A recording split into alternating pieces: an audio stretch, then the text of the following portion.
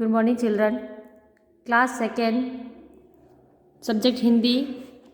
Open your textbook, page number 27. आज हम पढ़ेंगे पाठ 7 जीवन की सीख। इस कहानी के अंतर्गत हमें सीखने को मिलेगा कि जीवन में किस तरह की कठिनाई आती है और किस तरह हमें अपना कार्य निरंतर करते रहना चाहिए। बाल्यकाल में बुद्ध का नाम सिद्धार्थ था। भगवान बुद्ध का नाम बचपन में क्या था? सिद्धार्थ। बचपन से ही उनका मन संसार में नहीं लगता था। जब वो छोटे थे तब से ही उनका मन संसार में या संसार की सुख में उनका कुछ संसार के अंदर उन्हें सुख की प्राप्ति नहीं लगती थी। इसलिए बुद्ध अपना घर बार छोड़कर तपस्या के उद्देश्य से घर से निकल पड़े। इसलिए भगवान बुद्ध ने क्या किया? उन्होंने अपना घर बार छोड़कर तपस्या के लिए घर से कहीं बाहर चले गए। वे अनेक कष्टों को सहते हुए अधिकतर निराहार रहने लगे। वह अनेक कष्टों को सहते हुए उन्होंने वो घर से बाहर जाने के बाद उन्होंने तपस्या की। तपस्या के अंदर बहुत कष्ट होता है, उसमें बहुत कठिनाई होती है। वो निरंतर अधिकतर निराहार रहने लगे। निराहार मीन्स अधिकतर भूखे प्यासे रहने लगे, बिना भोजन के रहने लगे। उन्होंने वस्त्र त्याग दिए थे, किंतु सफलता न मिलने के कारण जिस धैर्य का सबर लेकर वो तपस्या के लिए उतरे थे, सफलता नहीं मिलने के कारण उन्होंने बहुत तपस्या की, लेकिन उन्हें क्या मिला? उन्हें सफलता नहीं मिली। जिस उद्देश्य से वह निकले, जिसके सहारे वह घर से निकले थे, तपस्या के लिए उतरे थे, वह जवाब देने लगा। जवाब देने लगा मीन्स वो कार्य अब उनसे नहीं हो रहा था। वो उन्हें बहुत कष्टदायक लग रहा था और बुद्ध ने घर वापस लौटने का विचार बनाया। फिर भगवान बुद्ध ने क्या किया कि घर वापस जाने का मन बना लिया। रास्ते में एक ठंडे जल की झील पड़ी। रास्ते में आ रहे थे तो उन्होंने क्या देखा? एक झील, पानी की झील थी। तो वे विश्राम करने के लिए झील के किनारे बैठ गए। वह विश्राम करने के लिए कहाँ बैठे? झील के किनारे।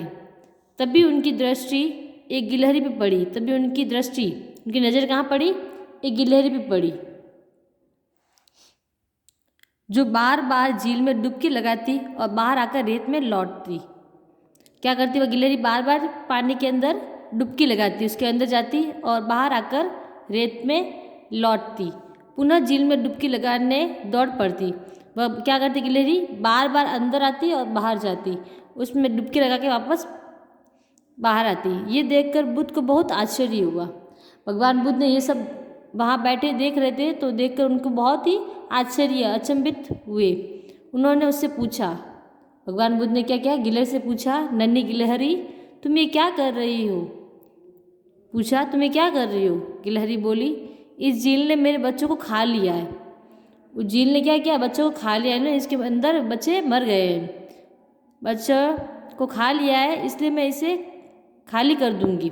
गिलहरी क्या बोल रही है? मैं इस झील को खाली कर दूंगी, इसमें से पानी पूरा खत्म कर दूंगी। बुद्ध को ये सुनकर बहुत आश्चर्य हुआ। भगवान बुद्ध ये सुनकर आश्चर्य हुए कि इस छोटी सी गिलहरी इतने बड़े झील के पानी को कैसे खत्म कर सकती है। और उन्होंने उससे फिर पूछा, वापस पूछा उन्होंने, परंतु क्या तुम इस कार्य में सफल हो पाओगी? उन्होंने सीधे, भगवान ने क्या पूछा? सीधा ही उनको से यही क्वेश्चन किया, क्या तुम इस कार्य में सफल हो जाओगी? क्योंकि भगवान बुद्ध को ये डाउट था, या इनको ये था कि इस छोटा सा कार्य, छोटी सी गिलहरी इतना बड़ा कार्य कैसे कर सकती है, ये तो मैं नहीं जानती। फिर उसने ये रिप्लाई कि ये तो मैं नहीं जानती, परंतु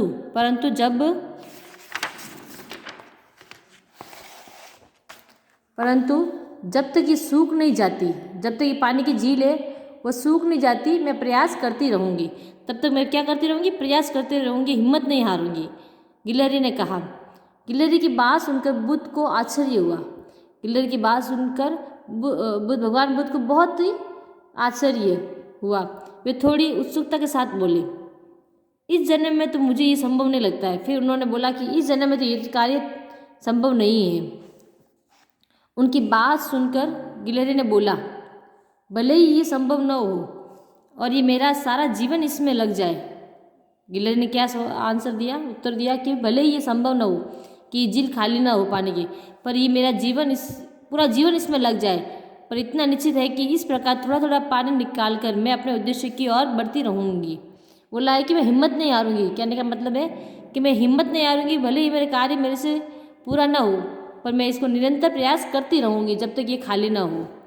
बुद्ध को गिलहरी की बात समझ में आ गई। भगवान बुद्ध को गिलहरी की बात समझ में आई और वे पुनः तपस्या में रत हो गए।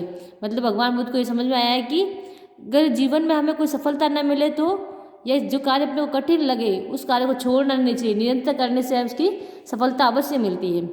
इस कारण से हमें ये शिक्षा मिलती है, शिक्षा पढ़ते हैं, हमें घबराकर किसी भी कार्य को छोड़ना नहीं चाहिए। जो भी इस संसार में आने के बाद कोई भी कार्य करने के बाद में सफलता ऐसे ही आसानी से नहीं मिलती है, हमें उसमें कष्ट सहन करने ही पड़ते हैं। किसी भी कार्य को छोड़ना नहीं चाहिए, क्योंकि निरंतर प्रयास करने पर सफलता अवश्य मिलती है। अगर हम किसी भी कार्य को निरंतर करेंगे तो इसमें सफलता अवश्य ही मिलेगी। ओके, समझ में आया ना?